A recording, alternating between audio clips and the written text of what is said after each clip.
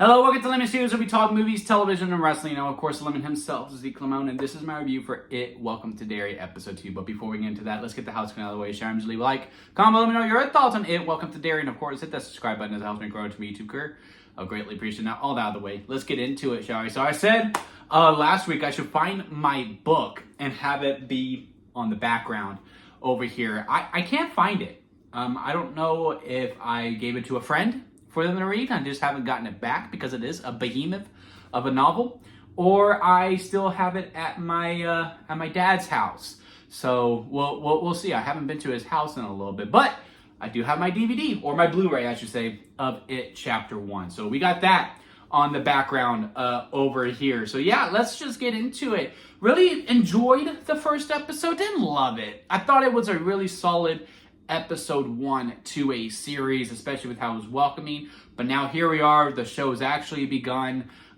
If I had to say, I don't know if this is by design or not, but this really did feel like episode 1 part 2, or the real true episode 1 of the show. I mean, we have opening credits now. There's an opening theme song with some weird imagery to show how weird Derry is. I don't know if this is like showing things that are going to happen this season or not. We'll keep on looking at that because we see the locations that we are going to. We saw that asylum in the opening intro, and now here Lily heads into the asylum in this episode. So maybe we're going to explore that a little bit with some of the horrors that could go on over there. We get a bunch of new cast members in. Our generals, Leroy, our main adult person, I assume that we will be following. His wife and his son come in, played by Will, who's going to be a big player moving forward in this show.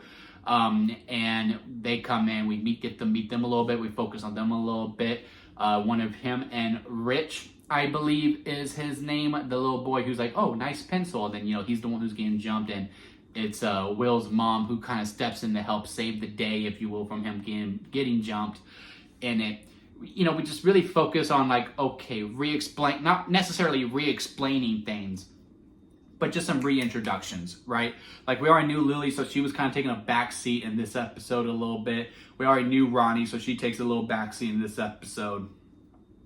And we introduce these new ones. So I think episode 3 and on, I think is really when we're going to really start to see how this show can sing. And now episode 1 was called a pilot, while this one is an actual episode. So again, I think that could be by design, because a pilot, some characters don't really necessarily carry on, and then there's a real true reintroduction when you get to episode 2 when you start streaming. But the true episode 1 is episode 2. So really curious to see how that's going to be playing out, as now we have the momentum. I would think this episode focused more on the drama as opposed to the horrors, really understanding the character dynamics.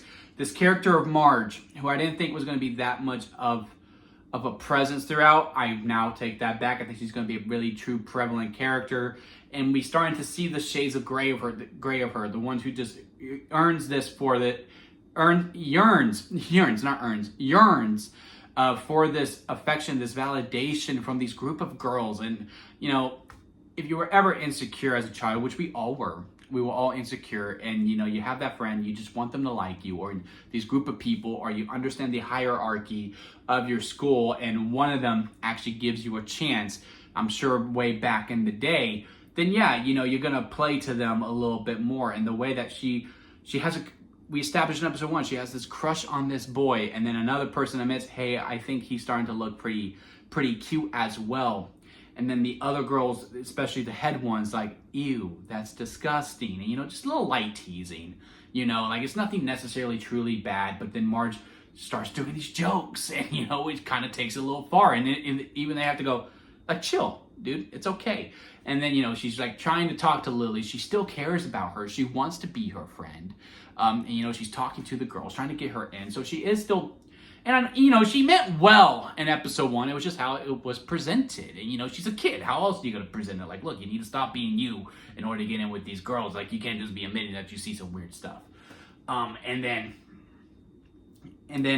they see them at the table. Here comes Ronnie. What she did warn her, like, don't talk to Ronnie. Which, ew, right? But Ronnie starts talking to her, goes, oh, I thought you said she was okay. And then, Lily sees an opportunity that, like, okay, well, if I make fun of them, even though this girl that she wants to be friends with, is, you know, ignoring her a little bit. She understands she's on thin ice a little bit because she doesn't think she could trust her. She starts making fun of them, and again, just takes it a little too far that even the head girl's like, dude, okay, well, now I'm gonna have to take the mick out of you. Didn't you wear that sweater yesterday? I kind of respected that. that the main bully, or she's not even necessarily a bully, she's just a little girl, who, you know, understands on where she fits within the mold, going, hey, didn't you wear that yesterday? And making her feel bad about herself, because again, she just takes it a little too far when she is making fun of it. First of all, she shouldn't be making fun of Lily or Ronnie or anyone, for that matter, but you know, kids will be kids and they will make fun. Now, I'm not the butcher by any means, saying, hey, you know, boys will be boys, start punching. I am definitely more of Leroy's wife, who I cannot remember the character's name, who might become a more prevalent character as we move on, because I do find it interesting on how these characters are being placed within it. We'll get into that a little bit. Where, like, hey, if you see someone, you know, getting jumped, you should stand up for them and, you know, be the good person, right? But understanding that, hey, when you're insecure and you really want these things, because episode 1, when she's presented, oh, these glasses are huge, oh man, this is all this, and all that. Yeah, she's gonna play into that a little bit, but she just takes it a little too far. Do a little mimicking, but then that's enough. Not that I condone it. I'm making myself look bad now.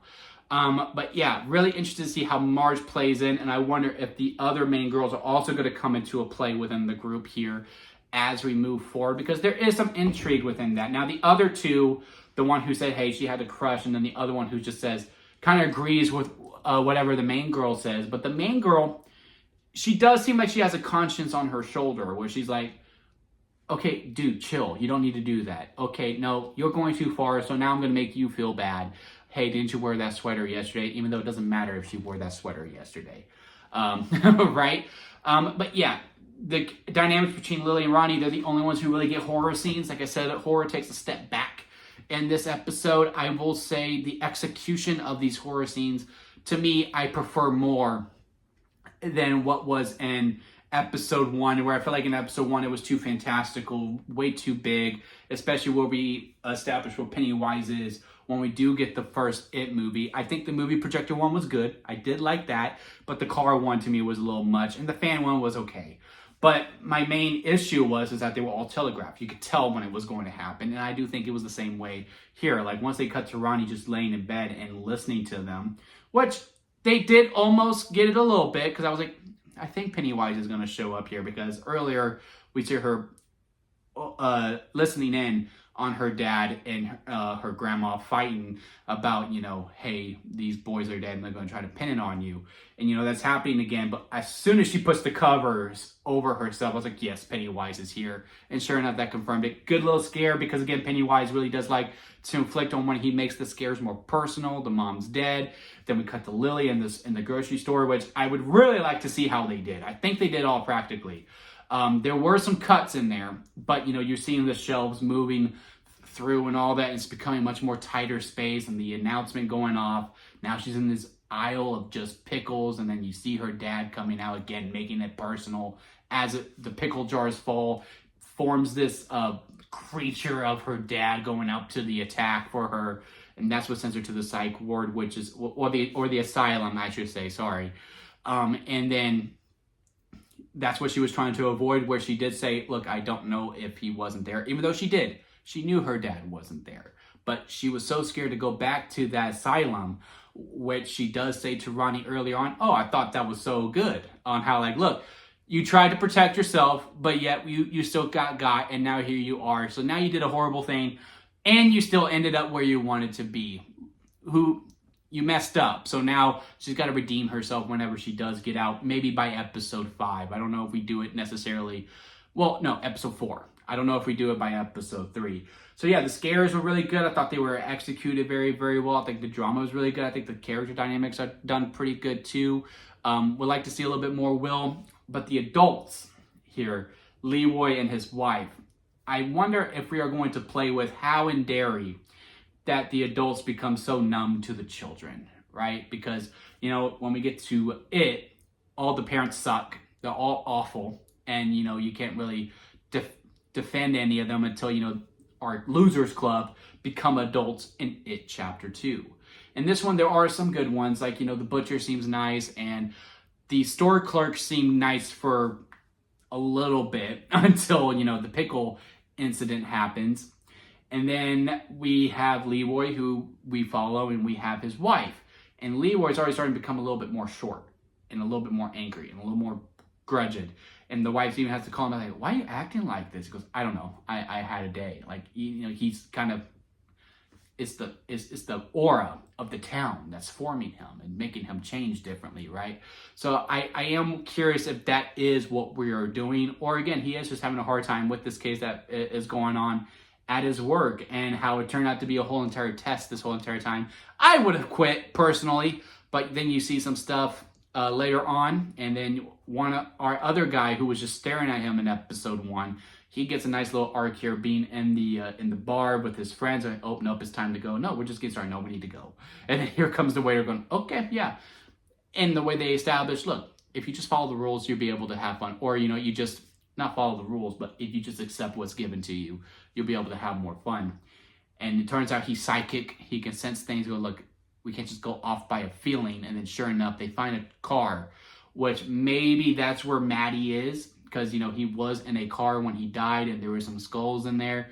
So maybe one of those bones is Maddie because he got kidnapped, and that's how we jumpstart into episode 3. Again, I think this was just another episode 1 where, like, episode 1, a pilot, is episode 0 in a lot of ways. So again, a lot of interesting things that we're doing here.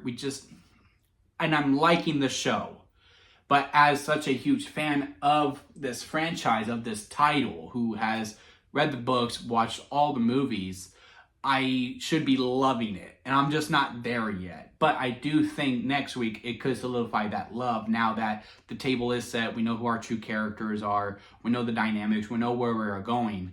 And then here we go. We are off for the races. But yeah, let me know what y'all think about it on the comment section. Leave a like if you made it this far within a review. I do greatly appreciate it. And of course, hit that subscribe button as I am trying to grow into my YouTube career. And until next time, I'll see you here at Lemon Studios.